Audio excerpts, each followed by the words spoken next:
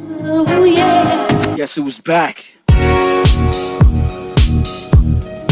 Welcome back to the channel. Today we are going to be talking about some exciting news that I think we both have been waiting for and have been, I guess, trying to will into existence, that has finally come true maybe 3 years in the making, and that is the signing of Dak Prescott to the Dallas Cowboys on a long-term deal. Before we get into that, please subscribe to the channel if you like Dallas Cowboys content and NFL content. That is what we produce here, so please subscribe. Today we're doing a little bit of a throwback angle, I guess you could say. If you watch some of our original videos in 2017, this is very similar to what we used to do.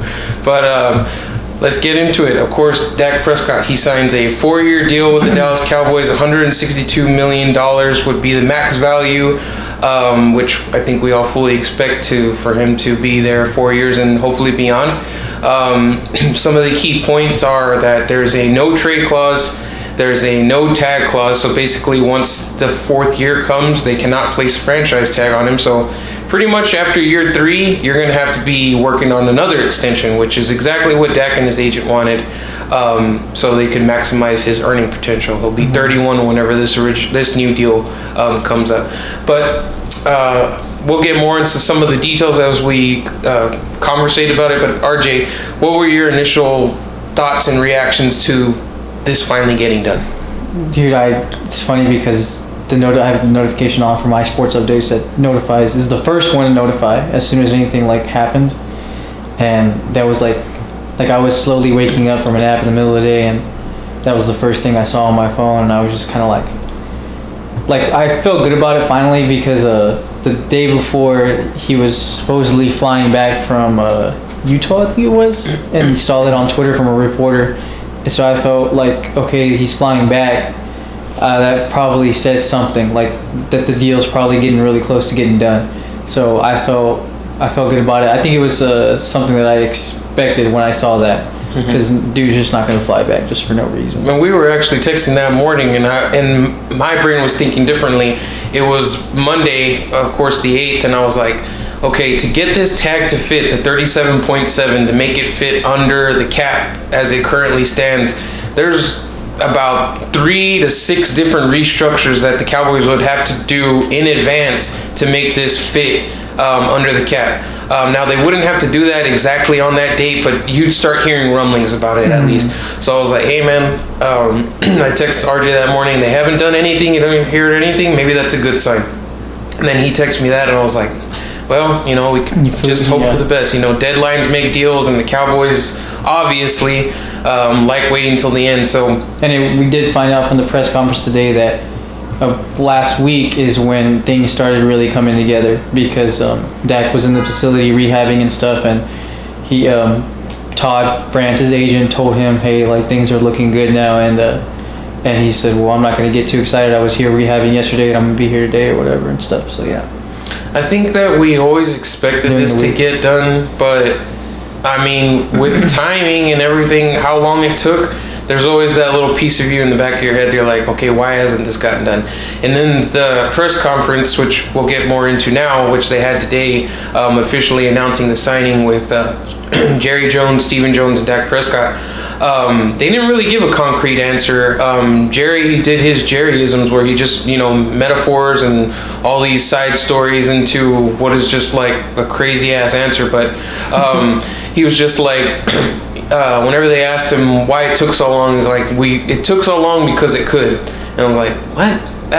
Okay. He's like, because we knew that this was a concrete deal, that we knew that there wouldn't be hurt feelings, that there was basically that we could ride this out and work on it as long as we could. All it told me was that they weren't 100% on board with the monetary thing until it had to be done. Once they realized, okay, if we don't do this, I mean, we're putting the bullet in our own head, and he's going to be walking out the door next year. That's whenever they finally, bit the bullet and said, all right, we're going to do it, which is frustrating and stupid, but that was the only... that was the inevitable conclusion. Either that or he walks out the door with all, the tiptoeing that had been going on for the last 3 years. But, obviously I'm super glad that it got done. I mean, I was excited. I was sitting over back here, and I was just like, yeah, like finally, the dude's my favorite player currently. He'll end up probably being my favorite player of all time.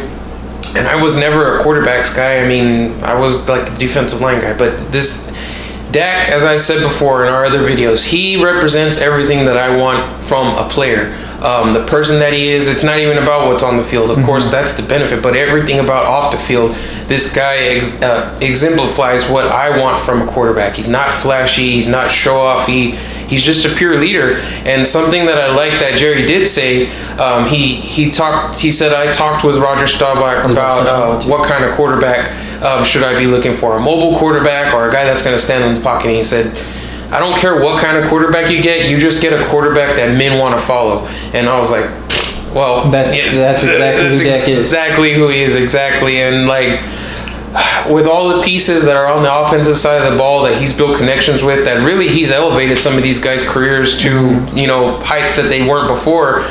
None of them wanted to see him walk out of the door. I mean, that's why they're all excited that he's back. And with that core intact, I mean, this is as good a chance as you have to getting to a Super Bowl on the offensive side of the ball. Of course, there's a lot of work that you have to do on the defensive side to get there, but keeping these elite pieces, because when they're all clicking and going together, there's no question that they're elite. We caught glimpses of it last year, despite all the hiccups at the beginning of the year. Yeah, man. I mean, just thinking of, the turnovers were early in the year were just something that you don't really see often. I mean, it just looked like, a freaking blooper reel. It was stupid. Yeah. It was unbelievable. That's not going to happen all the time. Even if they cut them in half this year early, I mean, you'd be in a much better position. But getting back to the press conference, some of the things that irked me, and it may just be a thing where Jerry he's been at this point where he just says what comes to his mind, and he's going to say it, and it's probably not always going to come out the most politically correct or the most professional way. But once they started asking questions about team building and how we're going to get the roster ready, his fallback was basically, we know, and he knows, referencing to Dak, that if we don't have this piece, then he's going to be the one to lift the team up and, get the guys going. And in the fourth quarter, whenever guys are looking around, he's going to be the guy to get them going and elevate them to, becoming a playoff / Super Bowl contending team, which to a degree I agree with. But to me, it felt like, all right, we're pushing off all of the responsibility and all the consequences off of us, and they're entirely on Dak. When in reality, the whole reason that you're in this situation where you're having to, pay a guy this much money, where you don't want to be a market setters or whatever, is because of the decisions that you specifically made with other contract signings. So I didn't really like that. I felt like there was a better way to answer it, but with some of the things and a lot of the things that Dak has heard over the years, I'm sure it was just like something that he dusted off of his shoulder. I mean, he's heard a lot worse than that. But his rookie year, he's heard a lot worse than that. Yeah. I just thought it was strange, and the press conference where he signs his deal, that it was almost like in the back, Jerry in the back of his, that little mention is like, we had to be pushed to the brink to finally get this done, which I don't understand it, but I'm just glad it's done. RJ, last thoughts? Anything? Yeah, he's everything. He's a leader, man. He's everything that you could ask for from the quarterback position outside of his play on the field. And I think at the end of the day, that's the most important thing. Well, now that this is done, there are so many other things to talk about. Thank God we could pull this off the plate, because this sets the table for everything else. Yeah, finally a fun off season. Yeah, we're on the doorstep. There's 50 days from today will be the draft, and it's wide open. There's just a handful of positions that you don't want to take. And I'm glad some of the writers and stuff, some of those questions that they asked today were addressed to that. And as far as team building and stuff like that, and one of my favorite answers was, you got. Steven said, well, you got to be open-minded, because then you end up with a player like CeeDee Lamb. So, that's it. And then they said we have a lot of work to do, and not even, I think, an hour later after it was done, we got an update that they restructured some contracts, and now they have cap space to go after probably 2 or 3 key pieces that could help out the defense. Yeah, I mean, obviously we're going to see a shift on defensive personnel, how they draft.